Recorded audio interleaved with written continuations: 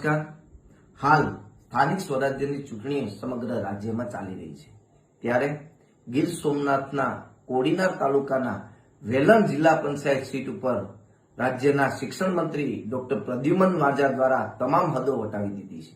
હું એટલા માટે કહું છું કે હદો વટાવી દીધી કે આજે ડોક્ટર પ્રદ્યુમન વાજા દ્વારા ત્યાંના નાના નાના બાળકો અને સ્કૂલના વિદ્યાર્થીઓને ભારતીય જનતા પાર્ટીના પ્રચાર અર્થે ઉપયોગ કરવાનું કામ થયું છે. ત્યારે આજે હું રાજ્યના ચૂંટણી કમિશનને પણ કહેવા માંગીએ છીએ કે આ સરેઆમ ચૂંટણી પંચની ગાઈડલાઈનનું ઉલ્લંઘન આ ભારતીય જનતા પાર્ટીના મંત્રી દ્વારા કરવામાં આવી રહ્યું છે, તો તેના ઉપર કડકમાં કડક પગલાઓ લેવા જોઈએ. અને કોડીનારના ભારતીય જનતા પાર્ટીના આગેવાનોને પણ પૂછવા માંગીએ છીએ કે શું તમારી પાસે હવે પ્રચાર કરવા માટે કાર્યકર્તાઓ રહ્યા નથી કે તમારે આ માસૂમ બાળકોનું શિક્ષણ કાર્ય બગાડી અને તેને પ્રચાર અર્થે બહાર કાઢવામાં આવે છે.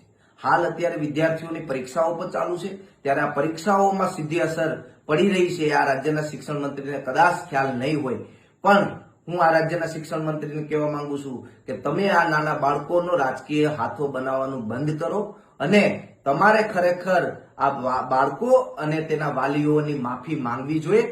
જો નહીં માંગો કે ચૂંટણી પંચ આમાં કોઈ પ્રકારના પગલા નહીં લે તો આવનારા દિવસોમાં સમગ્ર ગુજરાતમાં શિક્ષણ મંત્રીનો વિરોધ એનએસયુઆઈ દ્વારા કરવામાં આવશે.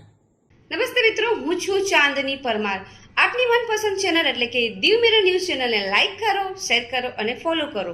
અને હા, તેમાં દરરોજ તાજા સમાચાર જોવાનું ભૂલશો નહીં. નમસ્કાર દર્શક મિત્રો, હું છું પાયલ બામભણિયા. આજના મુખ્ય સમાચાર દેશ વિદેશ ગુજરાત રાજ્યના તાજા બ્રેકિંગ સમાચાર નિહાળો દીવ મિરર ન્યૂઝ ચેનલ પર દરરોજ રેગ્યુલર.